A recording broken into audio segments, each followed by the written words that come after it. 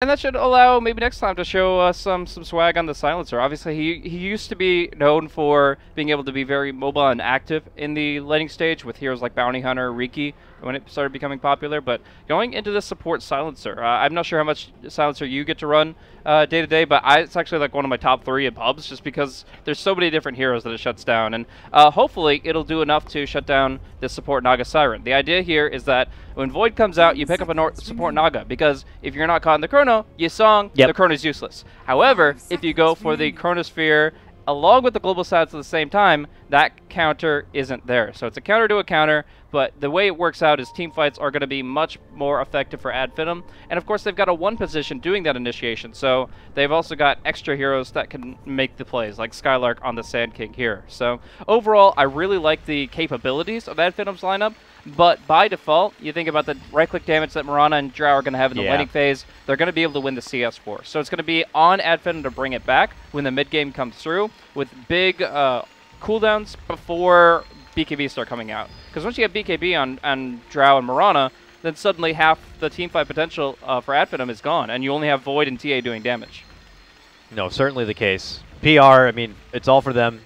Utilizing the tools they've already put into the game for themselves to have a very successful laning stage, being able to hold that kind of momentum and take it through to a mid-game period where, you know, having a Drow lineup, that's when you're looking to, I wouldn't say go as far as close things out, but you're looking to push tier 2s, you're looking to kind of have the game in your hands here. And, you know, Finem committing to a lineup that, is flashy, has great counterplays for the potential teamfighter PR. It does require a little bit of a build-up, so being able to survive or at least take initiative in the laning phase for Finem could prove to be very rewarding for them in the long run here. But I want to see, I remember PR yesterday, I was casting a game, and it was with Rhyme, and Rhyme had brought up a fun little fact for Goddamn, or apparently Mad Dog as well, that was it him when he was back on Hellraisers? Apparently he had a teammate who had picked up Insta Radiance or something on an Alchemist, and he bailed on the game altogether, an official. And then he went into a period where he started picking up Naga now, and he gets Radiance, and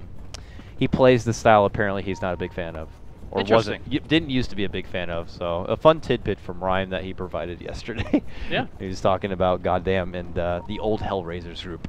Yeah, I cast a lot of Hellraisers around that time, but I actually didn't catch that one, and I've seen a few rage quits in officials. Apparently, it was but like it's usually right before a team disbands. That's exactly when it happened. It was like right before the disband. Like, that was the triggering point. Yeah, I remember there was a VP lineup with Silent, and he was just gone. He was like a Bane, like 20 minutes in, and he's just like, disconnect, not coming back. They forfeit a couple minutes later, and I'm like, well. And then you sit there as a caster spectator and go, I think we just witnessed the end of this team. Yeah, straight up.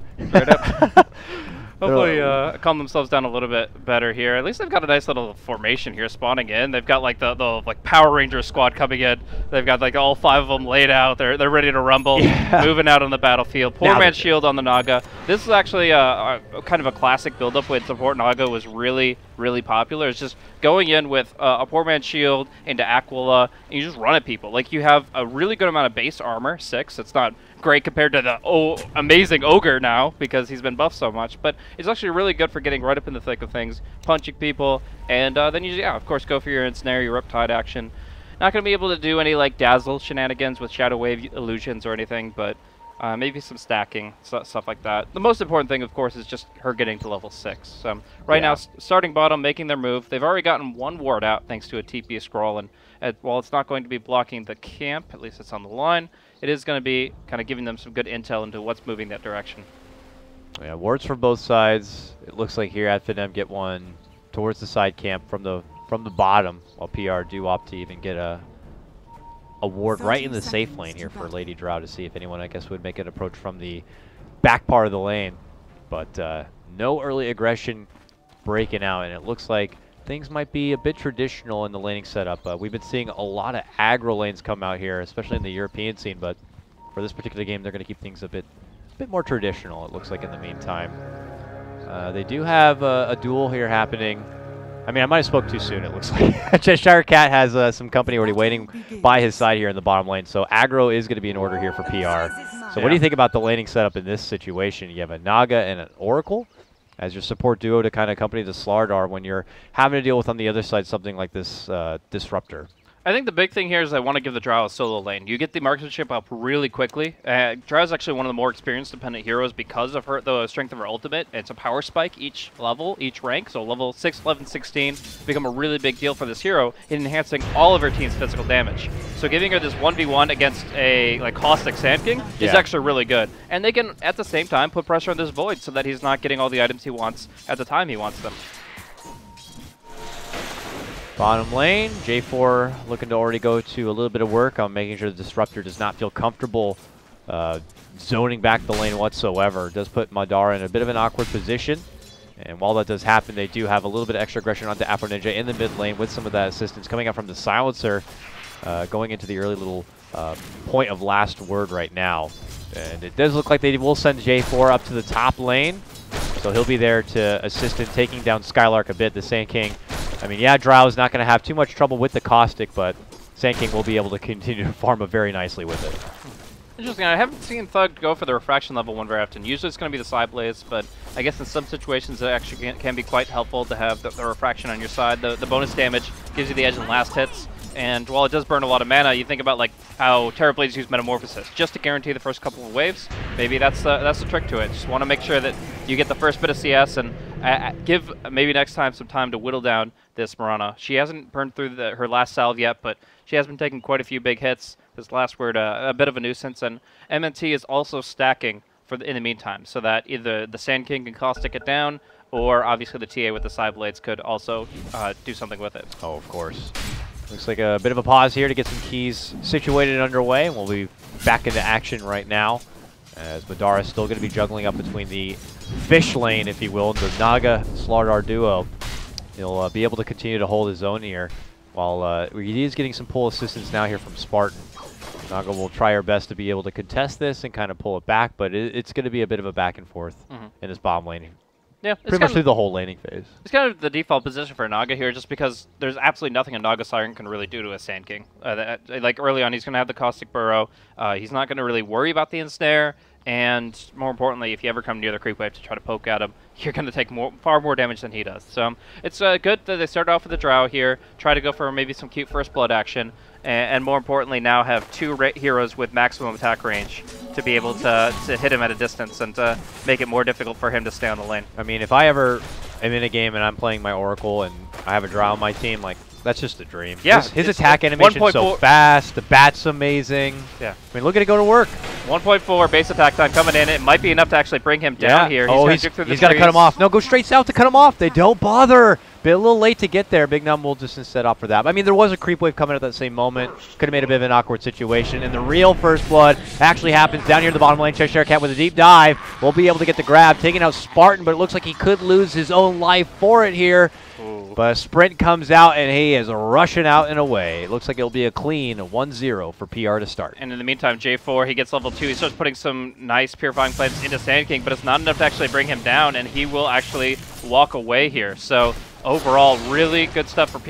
They're going to be going in again onto Spartan. Oh, poor Spartan had just gotten back, and he was rushing in to hope to get that glimpse back play. Almost lose his own life, but it actually turns out again, possibly back in their favor. Again, I may be speaking too soon. He actually drops the kinetic field. This time, though. Oh! Go! Okay, are you serious? Maybe next time with the faking him out, but will not let him get away. I love the idea in my head of just anytime he makes a little play, but it snipes a courier or something like that, he just has his own name as a catchphrase. He's like, haha, maybe next time, Cheshire Cat. And he gets 2 intelligence for it. That's actually pretty important. Sardar, since the buff to every hero getting 50 more mana to start, Sardar's mana pool isn't generally speaking that bad, but it definitely could be better, and getting a couple of kills on him early will make it more difficult for him to get a repeated crushes out in the fights. Not enough mana yet, almost enough mana. Now has the glimpse. He can glimpse back on Emra here and get the last hit. He will do so. Needs one more. They need another. Spartan step back. Madara's bash luck is like the worst I've ever seen. He has all of these exchanges. He's getting hit after hit after hit. He's not getting any bashes. He's like the anti-shadow. He's a beam of light on this Dota 2 game, but he's not a bash lord by any stretch. We'll have to see if RNG comes back his way as the game will continue to move on forward here. Skylark again in some possible trouble, eating some pot shots here from Bignum. There goes the Fate's Edict combo, and that will be the end of it. Call it Fate's Edict, but it's Fortune's End, of course. I keep mixing up my Q and W's, and I play this hero. It's a sad thing. You have no excuse, Dakota. But nonetheless, little heavy pressure continues to mount here for Skylark a bit, but still at about level 4 and some mild farm. He'll just have to take it as what it's worth.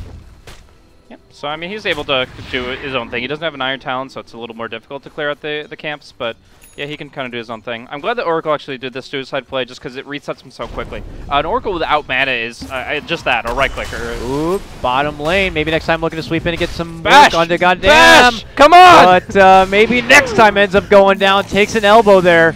And Cheshire Cat will be able to get the kill. Looking for revenge now. At Finem, looking to move in. Spartan has the glimpse if necessary. Does pull him back, but he's still got all that move speed. And unfortunately with Madara not quite in that position, he will be able to slither himself out. Why bother even skilling Time Lock, man? Like, he's just not getting anything here.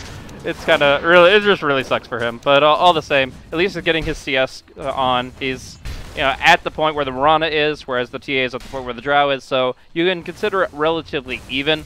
The big thing here, though, is that Slaughter is getting more out of his lane than Skylark is on the Sand King. Does get a nice little double stacked hard camp to clear out, and that will get him to his Tranquil Boots, which is kind of that bread and butter for Sand King to move on the map early.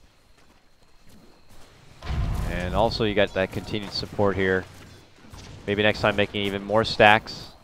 Built up right now. Nothing to the Ancient Camp quite yet here for Thug, as he does put together his level 6. Afo Ninja gets his own. And it looks like a Bounty Rune is going to be in order for him. So possible frisky plays incoming for PR. They've diverted a lot of their attention from that top lane and are now hanging out back towards this mid. Scouting out to see if there is a bank of Ancients possibly built up for them. Bottom lane, though, they've made a move for Cheshire Cat. This one will be successful. They have 3 here on the docks ready to go here from Finem, and they will be able to even the game up 2-2.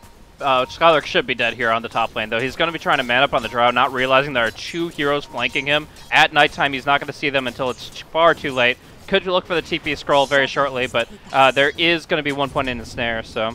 the full wrap didn't come through, though. J4 was actually with the Naga. Could have been flanking him at the exact same time, but just takes a different path, and as a result, there is actually no kill potential. Yeah, Skylark didn't bother wasting any sort of stun in on the Drow, so still had it in his back pocket in case trouble was coming his way. But you're right, without the heavy rotation coming in, he's not going to be in too much trouble. While bottom lane, Cheshire Cat's in his own world of hurt. They have dropped down the bubble, and that will allow Madara to get the necessary hits in.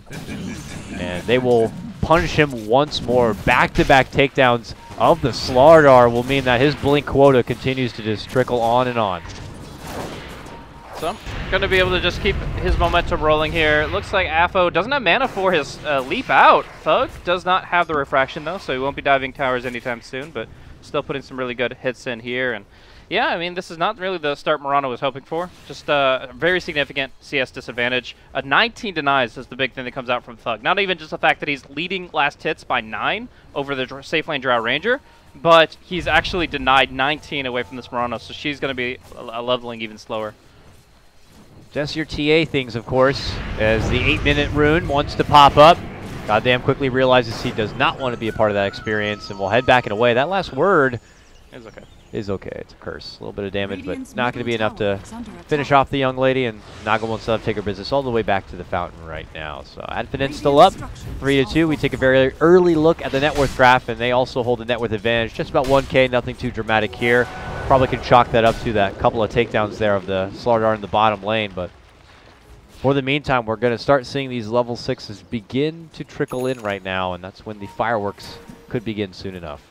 So there's been a lot of varied discussion about the strength of Arcane Curse in the new Silencer and whether or not it's even worth skilling or prioritizing. The way I look at it is that if they're going to cast even 1 spell during the Arcane Curse, it's about average per point as a damage spell over the course. But if they don't cast a single spell, all it is a really, really weak slow. So generally speaking, you're going to want it on up against heroes like Invoker, Zeus, Oracle, stuff like that, where they're just spamming like crazy. And for now, though, he's just trying to keep himself alive. I don't think Silencer has a skill that keeps him alive too well, though. So without really any sort of escape mechanism or way to make it out, he gets caught in a bit of a pickle, and he will go down. Also stuck in a possible bit of a rut. Spartan Company looking to hunt down Goddamn, who hides under the Moonlight Shadow now. Still hanging around his illusions. Rotations are coming in, though, from the rest of the Greeks. They're looking to go for Big Num. Big Num trying to get the fire shots in. Looks to go for Spartan and the tower. We'll be able to get the tower. Spartan does go down, but that's going to be from the Mirana here. And now at Finem, looking to pick up the rest of the pieces. Got him after showing himself. Thug is on chase, looking to get the finish here. Still hustling for it. While up on the other side, Avoid Chrono has been committed.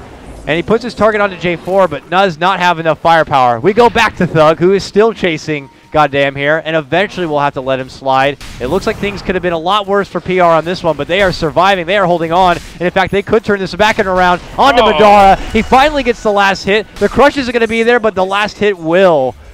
My God. Madara and Thug, heavy chases, heavy commitments right there. Madara will be the one to pay the price at the back end of it, but they take a lot of blows there. They lose, what, 4? Yeah. It looks like a 4-for-2 trade. 4 for 2, and now Silencer wasn't really able to get anything out of it. Like, he's still sitting at 4 intelligence stolen, and it's just not the fight that they were looking for. And you see, like, one point in Arcane Curse, like, Mirana cast 4 spells while Arcane Curse was active, and she just didn't care. She couldn't bottle sip once, but, like, it's not really that important. But in the end, PR just getting the better of the exchanges, getting the better heroes in this early stage. This is what a Drow lineup will generally offer you. Big Num caught under not 1, but 2 different ultis here with a Static Storm in the epicenter. Little Lady Drow can't really hold a candle there. And that's the Roshan ward there that's going to be able to see that at least the Ancients are being attacked and give them a good bead on closing distance. Since ever since the Windlace Tranquil came out from Skylark, he's able to get on this Drow pretty quickly. And of course he maxed the Burrow Strike, so he's got the maximum potential to just jump in from long distances before the Gust knocks him back. So good control here. Setting up the kill on the Drow Ranger, a much needed one at that. Because while Thug is starting to snowball, he's going to have his Desolator very soon. You still got to be worried about this Drow, who's just going to be peeking with his next couple of items. Certainly the case, and then if they're able to kind of move themselves into a position, bringing down tier 1s or grabbing the Roche before that, they'll be bringing in such a huge economy boost that it'll be a bit tougher for Finem to kind of recover in that department without going out on their own expeditions and trying to take some names. We'll see. PR do have the pressure because they have that kind of quota to meet. They get down their own ward once again, and they will see if they can kind of clear out this Roche zone. But as they make a move in, already getting hit where it hurts right now, Afo Ninja silenced up from the global. Not going to be able to leap and make it away into the safety net of his team. And finds a regen rune right there. Maybe next time down to no mana, goes back to full. Nice little combo there. He perfectly times last word after the global so that he's able to chain silence Mirana. No leap out, no get away, and a clean kill. That's what you got to keep doing. Mirana, another hero that used to really suffer from her early mana pool, but now she builds up both Aquila Axe, and it's actually really easy to sustain. Ward drop by Spartan is going to be spotted out by the Obs and the high ground vision there from Naga and the other ward nearby. I don't know if Finem are going to be able to do much with that brief lack of vision. They know they don't want to go over to that area to deward it quite yet without some assistance. But just look at the serious attention both teams have to make sure they kind of continue to keep tabs on this Roche, on this bottom half of the map. And here comes PR now, smoked up and under a Moonlight Shadow. They're running on in here. Hoping for a solid approach. They might catch Thug, making a stack here, and it looks like they will. There's going to be the crush. Where's the assistance? Spartan recognizes what's happening, but might be too late. The refraction does come off, but it's not going to be enough. Gets some respectable damage onto Cheshire Cat, but not going to be able to get the finish. Spartan will also be going down on that one. Finem lose 2 and take a hard shot in the chin by PR, and this will allow them now to segue into the Roche pit and claim that first Aegis. Skylark doesn't care. He's burrow striking neutral creeps. He's like, I almost got my Blink Dagger, guys. Go ahead, feed or whatever. I'll catch up to you. I'll be ready for the big Chrono epicenter when I need it. That's his priority. But we do see that while Madara was able to kind of circle the map and showcase where the enemy was going to be at, now he's found himself Cheshire Cat. And jump in, Madara, follow up. He can't get off the Chrono. He's got silenced up. Goddamn, pops out the song, and that will allow enough time for Big Num to be able to get the finish on the Roche. Madara looking to jump in to make chase for the Oracle. Oracle taking some heavy shots here, but so is Skylark, who gets trapped into their own Chrono. And it catches 3, allows Madara to help get the finish on not 1 but 2. And now Goddamn caught a little bit of a Static Storm, tries to man-fight it here, and they will end up losing Madara on this one. Spartan to the high ground, both him and Thug will be able to isolate and quickly take out Goddamn. and then maybe next time we'll retreat back and away. But PR move in, they get the Roche, they get their Aegis, and they continue to hold on to it now, so they'll take it for what it's worth. So, in the end, I mean, obviously, a Slardar Drow lineup is going to take Roche hella fast. I mean, even the arrow helps out in this really quite a bit. So they're able to clean this up in a very swift order, but I feel like Finem just contesting and just trading evenly there, like, they got something decent out of it. Like, yeah, they didn't win the fight, but they got the longer cooldown out in Song of the Siren, and while, yeah, they didn't prevent the Roshan, that's kind of an inevitability. That's something that's going to happen eventually for Power Rangers lineup on the Dire side, and you just got to kind of make the most of it. So I actually like how Finem made their moves there. Now they've got 100 gold away from Skylark's Blink. Again, the TA and the Void are both doing really well in terms of their overall net worth, and the Silencer keeps on stacking up that int. I want to know that you said hella fast. Hella fast. Welcome to California. Nice. Meanwhile, they are going to be able to get the quick slash there. Cheshire Cat jumps in, gets the quick takedown of Spartan here, and PR not done yet. Whoa, whoa, whoa. Big, heavy commitment from Apo Ninja with the leap in. Will not catch with the arrow. Madara right from behind gets off a nice little time dilation between the Slardar and the Oracle, but Chase didn't stop. Apo Ninja continues to rush on forward and will get the finish for Skylark. Finem lose another 2. So that is going to be just, I mean, like, it looked awkward at first because Apo kind of did a side arrow with his leap, but they're able to clean it up, just having a good chase potential, getting a good haste rune, and having the confidence of an Oracle. Now Oracle is level 6, you're able to really play as if you have this second life. It's not necessarily Shallow Grave, but if played correctly, you can use Bottle and Wand and things like that during the ultimate, during the False Promise to buff you up, and of course the Purifying Flames themselves. So I think they're going to be able to get more aggressive now on the side of PR, and they're going to be able to start just diving in more actively. The question is how Finem respond. They don't have the blink yet. Skylark, he got put behind with that death, and that's going to hurt. And on top of that, the courier did go down earlier, and that's been holding an ultimate orb for the Void, so Lincoln's delayed as well. Serious stunt of growth right now for Finem if they were hoping to kind of hold their own with PR's huge power spike here in the mid game, especially after picking up that Aegis. But Finem looked to kind of scrap together what objectives could help them get to that power spike that much faster as Thug goes back to work here into the mid lane without any extra stacks waiting back in behind him.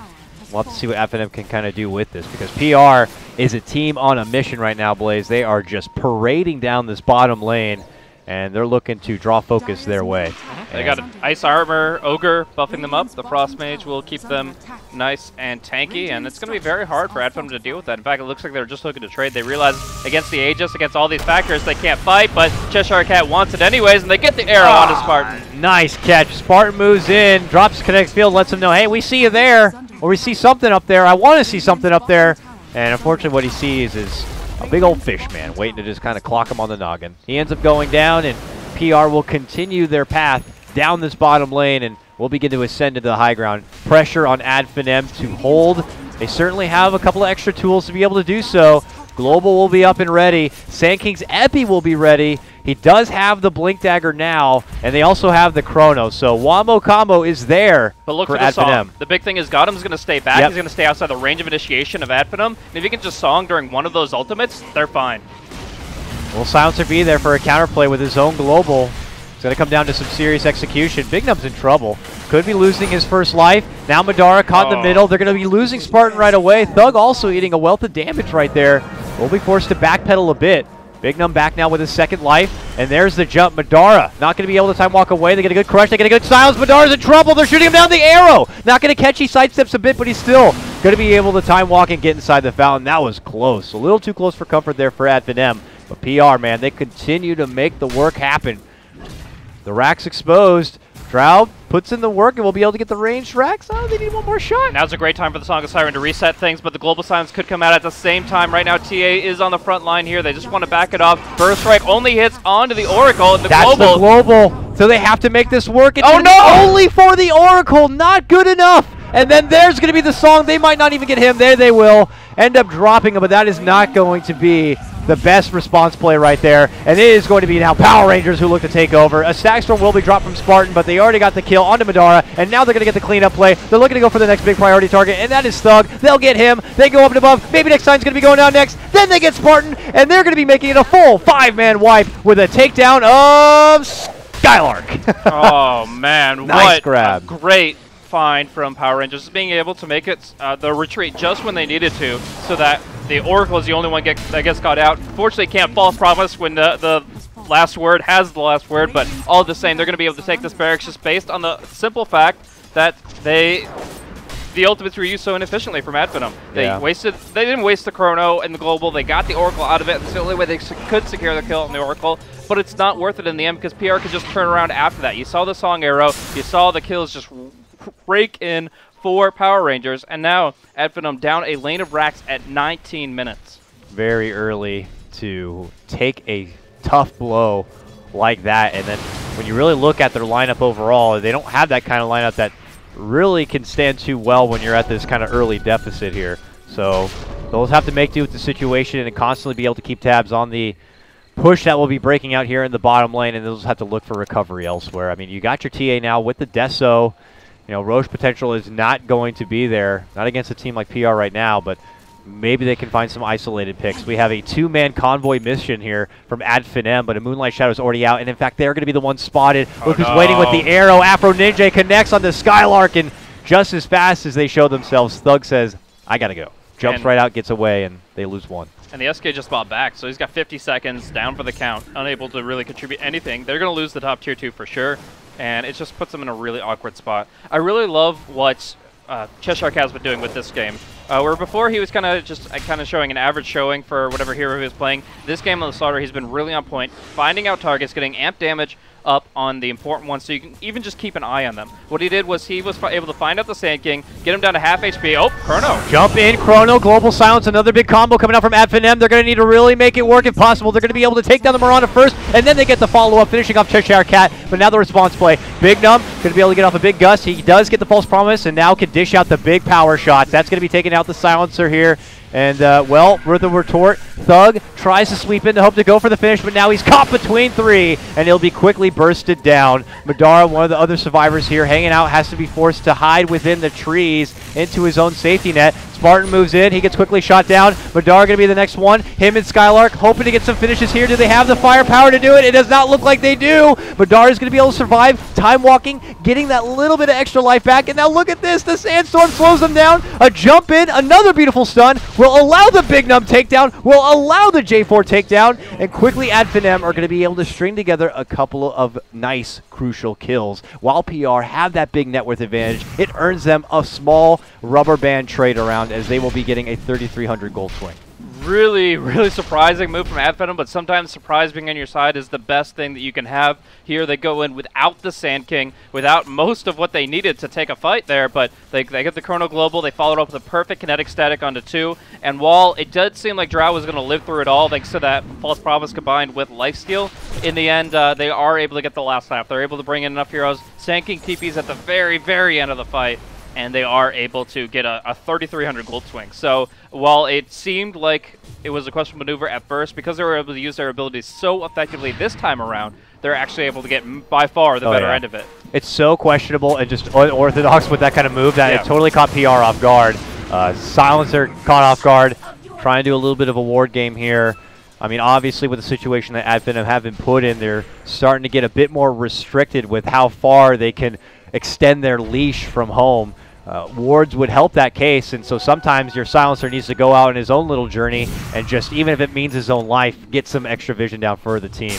He will be able to get one down, but now they look to make their moves in their own jungle. Will they be able to get the catch here? They're looking to go for Mirana. Mirana gets the leap, but they got the glimpse back. Madara looks to move back no forward. Detection. But without detection, she's back behind their team and in a safe spot. Cheshire Cat blink in, looking for the crush. Oh, Stack Storm nice defensively will help keep him alive, but Madara says, let's make something out of it. Moves in, gets a nice two-man chrono. Skylark's going to be there with the big epi play, but still not going to be enough for the finish. A song comes out, a global comes out, and quickly the situation is going to be a bit diluted.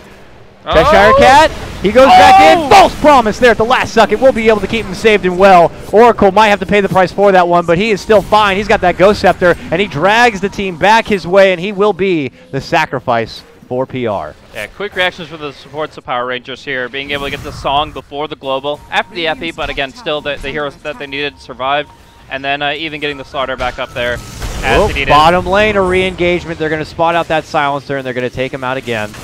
But Thug is Thug still here. He's got his Blink Dagger put up cooldown in just a moment. No, they're not going to bite off more than they can chew in this situation. They know that the Drow only just came back into it. So they're going to be able to chill out for now and look at the big bad Roshan, which, even though there is a trap in the pit, is still going to die so fast that I doubt that Finem can contest. Drow's not there yet. They've been known for their surprises, but all the same, it's going to go down very, very fast. Drow just got here now, so that's when the damage really begins to amp up. That with the amp damage, it is just unreal how quick this big guy is going to become made of paper. But look at them look to cut him off. They jump right in. They look to go for Skylark, who could have been the big game changer for them inside that pit. He's trying to make it back into Wayne alive. They will be able to finish off the Roche, so it might be all for nil here for Skylark if he doesn't make it out, and he will end up going down. He's out 53 seconds of this game. Finem, full retreat mode, will be able to make it back home, but this is huge for PR. Now they have the Aegis. They have all the momentum they could ask for. A 10K net worth advantage. They're looking to come for high ground. Yeah, and I feel like a lot of this actually comes down to something that most people won't think. It's actually the ward game. The fact that the Silencer was trying to de-ward up here, but there was already an Observer in place, they were able to kill him off, and then he wasn't there for the fight with the Moonlight Shadow, and he was the only one with Sentry wards. So they have no vision, they can't take a fight, because they literally can't see the target they want to go on. And then suddenly they are able to pick off the Sand King on the high ground because they saw him move in thanks to a ward that they placed in the central Radiant jungle. So now with this vision, with this intel, they make the place that they need. They get the Aegis once again, and they're looking to break a second set of racks. Big Num's in now, and as we know, with your Drow Ranger, he can be able that slow siege. Okay, cute little glimpse, trying to lock him away from his team under the kinetic field, but that will not be happening. This is a very touchy moment, especially for a team like Finem. Ults are up, but PR not looking to get too careless with how they want to siege this one. They run straight south. It looks like they've spotted Spartan, and they'll take him down. Madara tries to help out with his own response play, going for the chrono, but that means a song will follow thereafter. Nice global will possibly allow Madara to be able to reposition here. But Finem, they are fighting with their game life of all defense, but PR already have such a huge advantage, manipulating AF and forcing him to use those spells defensively, and because of that, that will be the game. Power Rangers, they take down their first racks just before, what, 20 minutes in or so, and now they take the game at 26 minutes. A huge start for them in game number 1. Yeah, I actually have no idea why the Disruptor was down in that position. Outside the base, bottom. I'm not sure if he was smoked up and looking for the kinetic static flank, but no matter what, Slaughter caught him out, and that's, again, courtesy of Cheshire Cat. This guy was a monster on the Slardar this game, was able to just always find the right target, the right crush, just being able to set up fight after fight after fight. Yeah, you can argue that maybe Spartan should have also had sentries along with his other support. You can say that he was out of position and too ambitious with that flanking maneuver, but it's Cheshire Cat that punished it. It's him that was able to make the jumps, get amp on the right targets, set up the Roshans with his hero that they picked up for him, and of course just find the initiation, find the crush repeatedly, because with a Drow lineup, there's no actual fight potential without the one initiator. And whether you go for like a Void or a Slardar, a Spirit Breaker I've even seen, just you need one really good strength initiator that can just go in, get the damage, and get the disable so that they can follow up with all those right clicks. And Cheshire Cat was the man. MVP by far. I certainly agree with you. Finem showed a little bit of spunk, a little bit of fight, but you know, we said that they apparently had played like 12 games. Still looking in my book a little bit rusty from what we saw from them based on the Summit experience. So we'll have to see if they shake off game number 1 and bring something new for game number 2. We'll cut to a small break. That's Blaze. I'm KotLGuy, and we'll be back with more BTS Europe Series action. See you soon, guys.